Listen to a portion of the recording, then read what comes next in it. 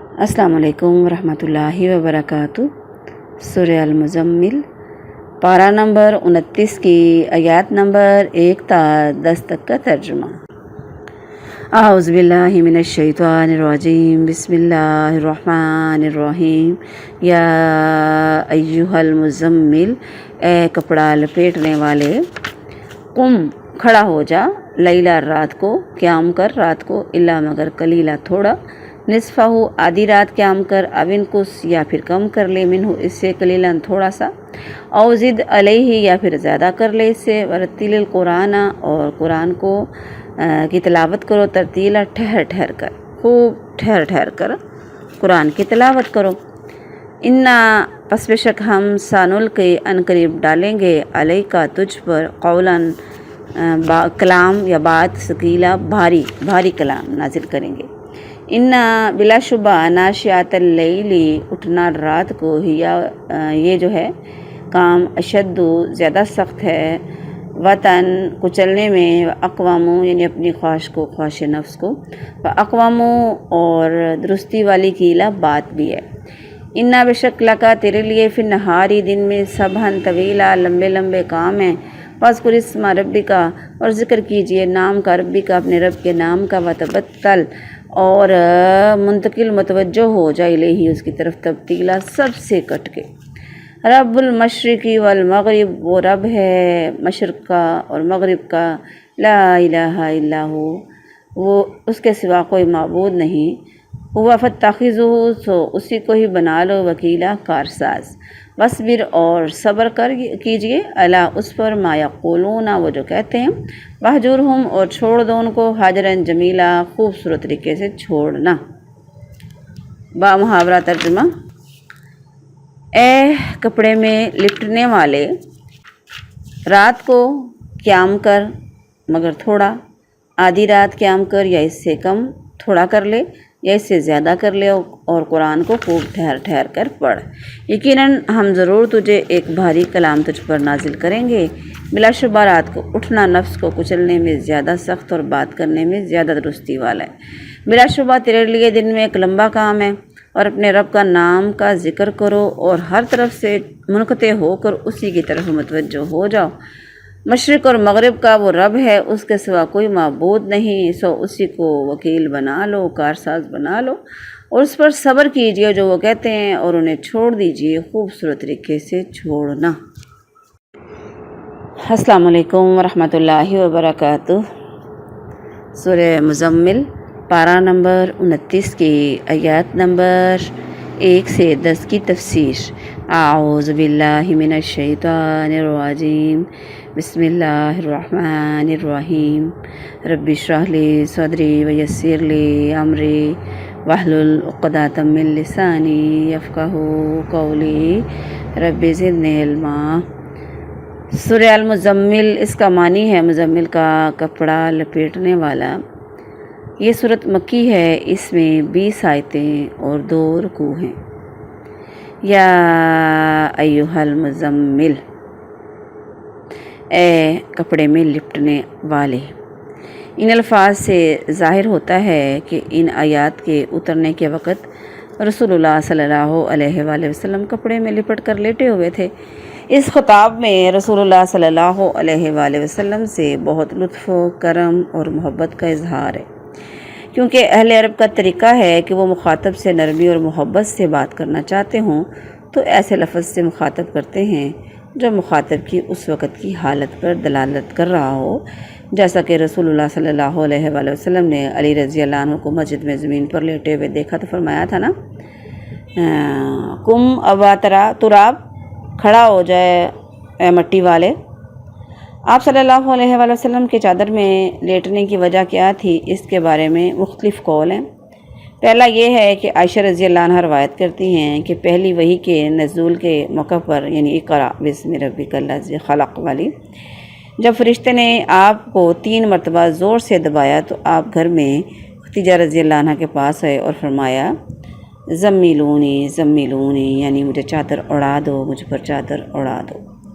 پھر کچھ عرصہ تک وحی بند رہنے کے بعد رسول اللہ صلی اللہ علیہ وآلہ وسلم پر جب وحی اتری تو آپ علیہ السلام نے اس کے متعلق بیان فرمایا کہ میں چلا جا رہا تھا تو میں نے آسمان سے ایک آواز سنی، میں نے نظر اٹھائی تو وہی فرشتہ جو حرا میں میرے پاس یعنی غار حرا میں آیا تھا، آسمان اور زمین کے درمیان ایک کرسی پر بیٹھا تھا۔ میں اسے ڈر گیا اور واپس آ کر کہا زملونی زملونی، تو اللہ عز و جل نے یا ایھا المدثر جو ہے اتاری، یہ بخاری شریف کی حدیث ہے۔ یعنی ان دونوں موقعوں پر زملونی کے الفاظ سے معلوم ہوتا ہے کہ آپ صلی اللہ علیہ وآلہ وسلم پر فرشتے کی ملاقات اور وحی کے اترنے سے جو رعب اور خوف طاری ہوتا تھا، اس کی وجہ سے آپ علیہ السلام کپڑا لپیٹ لیتے تھے۔ اللہ تعالیٰ نے اس وحی کے بھاری بوجھ تھا اس کو اٹھانے کے لیے آپ علیہ السلام کو تیار کرنے کی خاطر آپ کو قیام اللیل کا حکم دیا، قم اللیل الا قلیلا۔ اس سے پتہ چلا کہ قیام اللیل کے ساتھ آپ کو وحی کا بوجھ اٹھانے کے لیے تیار کیا جا رہا تھا۔ اس کے بعد پھر وحی مسلسل کثرت سے آنے لگی۔ ایک قول یہ بھی ہے کہ اے چادر میں لپٹ کر سونے والے، سستی اور سونے کا وقت کیا، رات کو قیام کر۔ تیسرا قول یہ ہے کہ قریش جب مکہ دارالندوہ میں جمع ہوئے اور رسول اللہ صلی اللہ علیہ وآلہ وسلم کے لیے کوئی ایسا نام طے کرنے لگے جسے سن کر لوگ آپ علیہ السلام کے پاس آنے سے رک جائیں۔ کسی نے کہا کاہن ہے، کسی نے کہا دیوانہ ہے، کسی نے کہا جادوگر ہے، تو سبھی نے الگ الگ باتیں کی، لیکن کوئی ایک بات پہ وہ خود بھی نہ ٹک سکے۔ اس وجہ سے آپ علیہ السلام کو جب یہ باتیں پتہ چلیں تو آپ پریشان ہو گئے، غم کی حالت میں آپ چادر لپیٹ کر سو گئے۔ جبرائیل علیہ السلام آئے اور فرمایا کہ یا ایھا المزمل یا ایھا المدثر۔ آیت نمبر 2 سے 4، قم اللیل الا قلیلا، یعنی رات کو جاگو۔ رات کی جو نماز ہے نا، یہ فرض نماز نہیں ہے لیکن مستحب ہے، بہت پسندیدہ اللہ کے ہاں۔ جیسے بتایا گیا نا کہ رات کو جاگنے سے کیا ہوتا ہے، انسان اپنے نفس کو کچل پاتا ہے۔ ٹھنڈ میں نرم گرم بستر چھوڑنے کو دل نہیں چاہتا، اور گرمیوں کی چھوٹی راتیں ہوتی ہیں تو نیند میں سے اٹھنے کو دل نہیں چاہتا۔ بعض لوگ اے سی میں ٹھنڈی جگہ پہ پڑے ہوتے ہیں تو اٹھنے کو دل نہیں چاہتا، تو ہے مشکل لیکن فرض نہیں ہے۔ اور جو ہم رمضان میں پڑھتے ہیں اس کو، جو قیام رمضان تراویح پڑھی جاتی ہے، یہ سارے قیام اللیل ہی ہیں، یعنی تہجد کی نماز کی ہی ایک۔ پھر فرمایا ورتل قرآن ترتیلا، یعنی قرآن کو خوب ٹھہر ٹھہر کر پڑھ۔ ترتیل سے مراد کیا ہے؟ کئی ان کے مطلب نکل سکتے ہیں، یعنی آرام آرام سے، آہستہ آہستہ، غور و فکر سے خوب ٹھہر ٹھہر کر پڑھو۔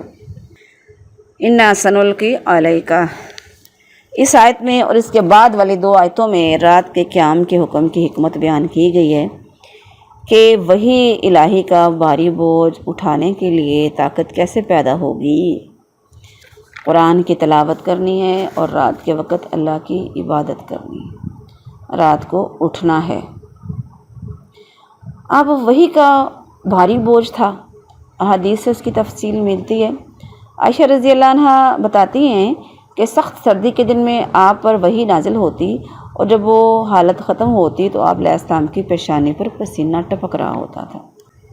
زید بن ثابت رضی اللہ عنہ فرماتے ہیں کہ ایک دفعہ نبی صلی اللہ علیہ وآلہ وسلم پر وحی نازل ہوئی تو آپ کی ران میری ران پر تھی، آپ کی ران کا اتنا بوجھ تھا، قریب تھا کہ میری ران کو کچل دے۔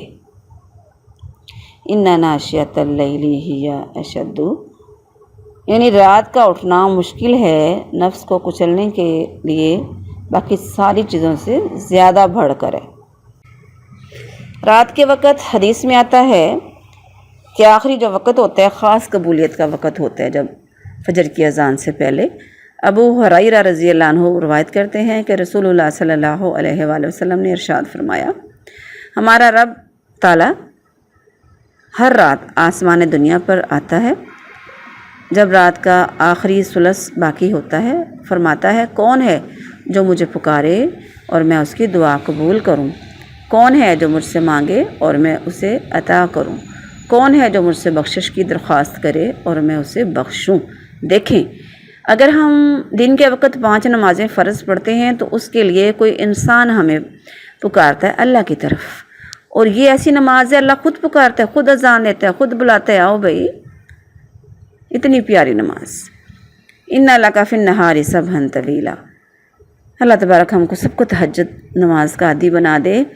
اگلی آیت ہے کہ اب آپ علیہ السلام سے بتایا جا رہا ہے، آپ کو فرمایا جا رہا ہے کہ دن کے وقت آپ کے بہت سے کام ہیں، گھر کے کام بھی ہیں، فکر معاش بھی ہے، تبلیغ دین بھی ہے، پھر مہمان آتے جاتے رہتے تھے، مسلمانوں کے معاملات کی اصلاح بھی تھی، جہاد فی سبیل اللہ، مطلب بہت سی مصروفیات۔ کچھ وقت جاگو اور کچھ وقت آرام بھی کرو۔ واذکر اسم ربک، یعنی رات کے وقت اٹھ کر خاص طور پر قیام، تلاوت اور ذکر الہی کے علاوہ ذکر الہی کے علاوہ دن رات کے ہر وقت میں اللہ کا ذکر جاری رکھنا ہے، اور ساتھ ساتھ اپنی توجہ بھی مخلوق کے ساتھ بھی رکھنی ہے، اور اپنے رب کی طرف بھی اس کا ذکر بھی کرتے رہنا ہے۔ عائشہ رضی اللہ عنہ بیان کرتی ہیں کہ رسول اللہ صلی اللہ علیہ وآلہ وسلم ہر وقت ہر حال میں اللہ تعالیٰ کا ذکر کیا کرتے تھے۔ وہ باقی وضاحت کر دی جا گئی ہے کہ کہاں پہ نہیں کر سکتے۔ رب المشرق والمغرب، یعنی مشرق و مغرب کا مالک کون ہے؟ وہی رب ہے، اس لیے ہر وقت اس کا ذکر کرو، اسی کی عبادت کرو، اسی کا شکر کرو، اسی پر بھروسہ رکھو۔ وہ معبود بھی ہے، وکیل بھی ہے، ساری دنیا سے بے پرواہ ہو جاؤ۔ کس بات کی فکر کرتے جب اللہ پر بھروسہ کر لیا، اسی پر توکل کر لیا۔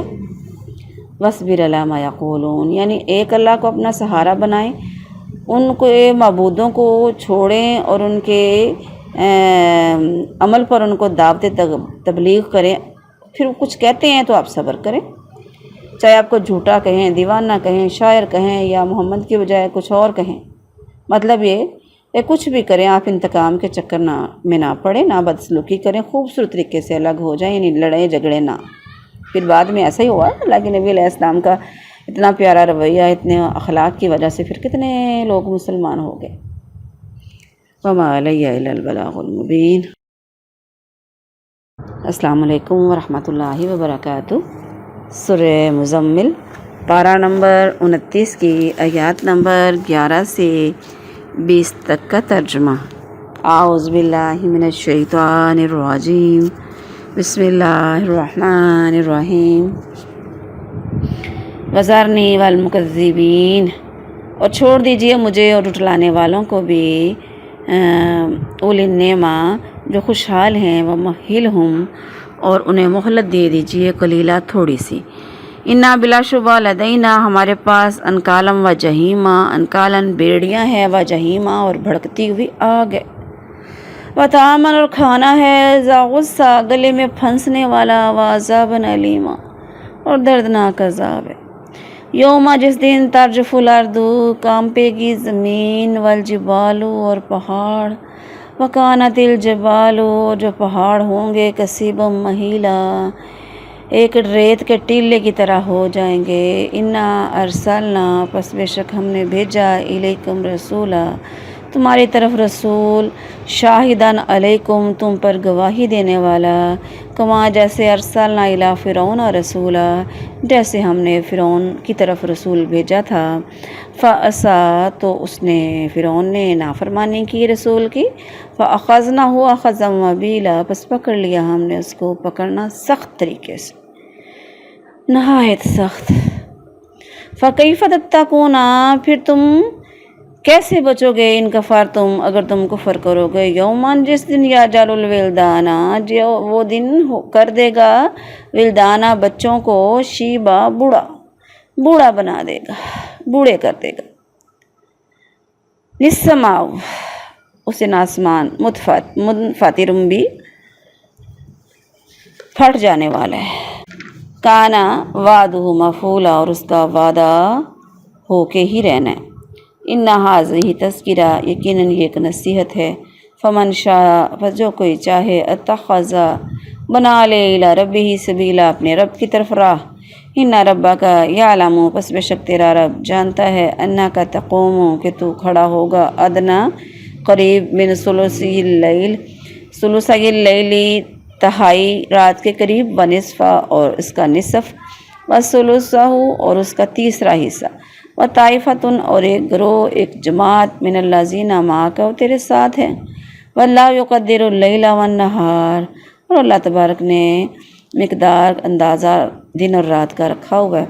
عالمہ اس نے جان لیا، اللہ تو سو ہو کہ ہرگز نہیں تم طاقت رکھتے ہو اس کی، فتح علیکم پس توبہ کرو اس کی طرف، فقراؤ تو پڑھو تلاوت کرو، ما تیسر جو آسانی سے میسر ہو من القرآن، قرآن سے۔ عالمہ اس نے جان لیا ان سے یکون ہو کہ ان قریب تم میں سے منکم مرضى کچھ مریض بھی ہوں گے، وآخرون کچھ دوسرے یضربون فی الارض جو چلتے ہیں سفر کرتے ہیں زمین میں، یبتغون من فضل اللہ اللہ کے فضل اللہ کی روزی تلاش کرتے ہیں، وآخرون یقاتلون فی سبیل اللہ اور کچھ ایسے دوسرے بھی ہیں جو اللہ کے راستے میں جہاد کرتے ہیں، فقرؤوا ما تیسر منہ پس پڑھو جو میسر ہو آسانی سے، واقیموا الصلاۃ وآتوا الزکاۃ نماز قائم کرو اور زکوٰۃ ادا کرو، واقرضوا اللہ قرضا حسنا اللہ تبارک کو قرض حسنا دو، وما تقدموا اور جو تم آگے بھیجو گے لانفسکم اپنے لیے، من خیر بھلائی میں سے، تجدہ عند اللہ پالو گے اس کو اللہ کے ہاں، ہوا خیرن اور وہ بہتر ہے، واعظم اجرا اور بڑا اس کا اجر بھی ہے، واستغفروا اور بخشش مانگو اللہ سے، ان اللہ غفور الرحیم بے شک اللہ تبارک ہے معاف کرنے والا اور رحم کرنے والا۔ بامحاورہ ترجمہ، اور چھوڑ دیجئے مجھے اور ان جھٹلانے والوں کو جو خوشحال ہیں، اور انہیں تھوڑی سی مہلت دے دیں، بلا شبہ ہمارے پاس بیڑیاں ہیں اور سخت بھڑکتی ہوئی آگ اور گلے میں پھنس جانے والا کھانا اور دردناک عذاب، جس دن زمین اور پہاڑ کانپیں گے اور پہاڑ گرائی ہوئی ریت کے ٹیلے ہو جائیں گے۔ بلا شبہ ہم نے تمہاری طرف ایک پیغام پہنچانے والا بھیجا جو تم پر گواہی دینے والا ہے، جس طرح ہم نے فرعون کی طرف ایک پیغام دینے والا بھیجا، سو اس نے اس پیغام والے کی نافرمانی کی تو ہم نے اسے پکڑ لیا نہایت سخت پکڑنا، پھر تم کیسے بچو گے اگر تم نے کفر کیا۔ اس دن سے جو بچوں کو بوڑھے کر دے گا، اس میں آسمان پھٹ جانے والا ہے، اس کا وعدہ ہمیشہ پورا ہو کر رہنے والا ہے۔ یقیناً ایک نصیحت یہ ہے کہ تو جو چاہے اپنے رب کی طرف راستہ بنا لے، بلا شبہ تیرا رب جانتا ہے کہ تو رات کے 2/3 کے قریب اور اس کا نصف اور اس کا تیسرا حصہ قیام کرتا ہے، اور ان لوگوں کی ایک جماعت بھی جو تیرے ساتھ ہیں، اور اللہ رات اور دن کا اندازہ رکھتا ہے۔ اس نے جان لیا کہ تم ہرگز اس کی اس چیز کی طاقت نہیں رکھو گے، سو اس نے تم پر مہربانی فرمائی، تو قرآن میں سے جو میسر ہو پڑھو۔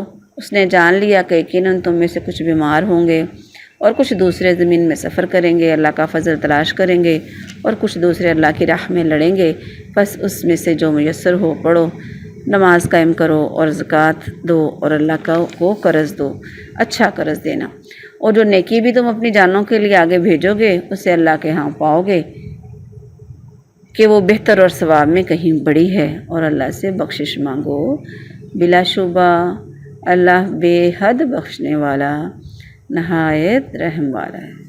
سبحان اللہ۔ السلام علیکم ورحمۃ اللہ وبرکاتہ۔ سورہ المزمل پارہ نمبر 29 کی آیات نمبر 11 تا 20 تک کی تفسیر۔ اعوذ باللہ من الشیطان الرجیم، بسم اللہ الرحمن الرحیم، رب اشرح لی صدری ویسر لی امری واحلل عقدۃ من لسانی یفقہوا قولی، رب زدنی علما وذرنی والمکذبین اولی النعمہ۔ اس آیت کا تعلق پچھلی آیت کے ساتھ ہے کہ صبر کیجئے اور یہ کہیے کہ یعنی جب تم نے مجھے اپنا وکیل بنا لیا، اللہ کہہ رہا ہے، اور اپنا سب کچھ میرے سپرد کر دیا ہے، تو ان خوشحال جھٹلانے والوں کا معاملہ بھی مجھ پر چھوڑ دیجئے، جن کی نعمت اور خوشحالی ایمان لانے کی بجائے ان کے انکار کا باعث بن گئی ہے، میں خود ہی پھر ان سے نمٹ لوں گا۔ آپ انہیں تھوڑی مہلت دے دیں۔ آیت نمبر 12 اور 13، ان لدینا کالا، یعنی ان کے لیے ہمارے پاس بیڑیاں بھی ہیں، آگ بھی ہے جہنم کی، بیڑیاں یعنی جانوروں کے زنجیریں اور لگام وغیرہ لوہے کی ڈالی جاتی ہے، وہ بھی ہمارے پاس ہے جس میں ان کو اچھی طرح باندھ کے بھڑکتی ہوئی آگ میں ڈال دیا جائے گا۔ استغفر اللہ۔ اللہم اجرنا من النار۔ یوم ترجف الارض، قیامت کا دن بتایا جا رہا ہے، یعنی وہ عذاب اس دن ہوگا جب سخت زلزلے سے پہاڑ لرز اٹھیں گے، پھر اس زلزلے کی شدت سے ان کی سختی اور ذرات کی آپس میں بندش ختم ہو جائے گی، وہ ٹھوس پہاڑوں کے بجائے ریت کے ٹیلوں کی صورت میں تبدیل ہو جائیں گے جو خود بخود گر رہے ہوں گے۔ انا ارسلنا الیکم رسولا، یعنی ہم نے بھیجا تمہاری طرف رسول، شاہدن علیکم، رسول اس بات کی شہادت دیں گے کہ انہوں نے حق کا پیغام پہنچایا، ان لوگوں تو ان کو پہنچا دیا، اور یہ بھی کہ کس نے اسے مانا اور کس نے انکار کیا۔ یاد رہے کہ آپ انہی لوگوں کے متعلق یہ شہادت دیں گے، آپ علیہ السلام، جو آپ کی زندگی میں موجود تھے۔ باقی لوگوں کو تو نہیں پہچانتے ہوں گے، ان کو اپنے وضو کے اعضاء سے پہچانیں گے۔ کیسا وہ دن ہے، اللہ تبارک نے بتایا کہ اس دن کیا ہوگا، بچے بوڑھوں جیسے ہو جائیں گے، اتنی سختی، اتنی ہولناکی قیامت کی۔ آپ لوگوں نے صومالیہ کے کسی نے یقیناً بچے دیکھے ہوں گے، اور ویسے بھی جو کمزور بچہ ہوتا ہے اس کی سارا جسم بوڑھوں کی طرح ہو جاتا ہے، سلوٹیں پڑ جاتی۔ استغفر اللہ، اللہ کہہ رہے ہیں یہ ایک نصیحت ہے، یہ قرآن، یہ اللہ کا اسلام، یہ دین، یہ نبی، اس لیے اپنے اللہ کی طرف راستہ پکڑ لو۔ ان ربک یعلم انک تقوم ادنی من ثلثی اللیل۔ سعد بن ہشام فرماتے ہیں کہ میں نے عائشہ رضی اللہ عنہ سے پوچھا کہ آپ مجھے رسول اللہ صلی اللہ علیہ وآلہ وسلم کے متعلق بتائیں کہ قیام کتنا کرتے تھے۔ انہوں نے فرمایا تم یا ایھا المزمل نہیں پڑھتے؟ میں نے کہا کیوں نہیں؟ تو انہوں نے فرمایا اللہ تعالیٰ نے اس صورت کے شروع حصے میں قیام اللیل فرض فرمایا تو نبی صلی اللہ علیہ وآلہ وسلم اور آپ کے صحابہ 1 سال قیام کرتے رہے، اور اللہ تعالیٰ نے اس کا آخری حصہ 12 ماہ تک آسمان میں روکے رکھا، یہاں تک کہ اللہ تعالیٰ نے اس صورت کے آخری حصے میں تخفیف کر کے اور قیام اللیل کے فرض ہونے کے بعد نفل کر دیا۔ اور پھر کبھی کتنا مختلف یعنی حالتیں ہوتی تھی نبی علیہ السلام کے جاگنے کی، کبھی تھوڑا، کبھی زیادہ، کبھی آدھی رات، اور کبھی ساری رات بھی جاگا کرتے تھے۔ اور قرآن پڑھنے کے لیے کہا گیا کتنا پڑھ سکتے ہو، جتنا یاد ہو، جتنا آسانی سے پڑھ سکتے ہو اتنا پڑھ لو۔ اور ساتھ ہی اللہ نے بتایا کہ باقی لوگوں کا خیال رکھنا ہے، فرض نماز میں خاص طور پر باقی لوگوں کا خیال رکھنا ہے کہ کوئی بیمار بھی ہو سکتا ہے، کوئی کام دھندے بھی ہو سکتے ہیں، بہت سے مسائل ہوتے ہیں، تو اس لیے جتنا میسر ہو اتنا پڑھا جائے۔ حدیث میں آتا ہے، تیسر منہ کی تفسیر میں آتا ہے کہ جو انسان 10 آیتوں کے ساتھ قیام کرے وہ غافلوں میں سے نہیں لکھا جاتا، جو 100 آیات کے ساتھ قیام کرے وہ قانتین یعنی عبادت گزاروں میں لکھا جاتا ہے، اور جو 1000 آیات کے ساتھ قیام کرے وہ بڑے خزانے والوں میں سے لکھا جاتا ہے۔ پھر اللہ نے کیا فرمایا، کچھ اللہ کے راستے میں لڑنے والے ہوتے ہیں، ان کا بھی خیال کرنا ہے، پھر نماز اور زکوٰۃ ادا کرنی ہے، اللہ کو قرض حسنہ دینا ہے، یعنی زکوٰۃ کے علاوہ نفلی صدقات بھی دینے ہیں، پھر اللہ تبارک سے استغفار کرتے رہنا ہے کیونکہ اللہ کی ذات بخشنے والی ہے۔ سورہ مزمل الحمدللہ مکمل ہو گئی۔ اللہ تبارک ہم کو عمل کی توفیق عطا فرمائے۔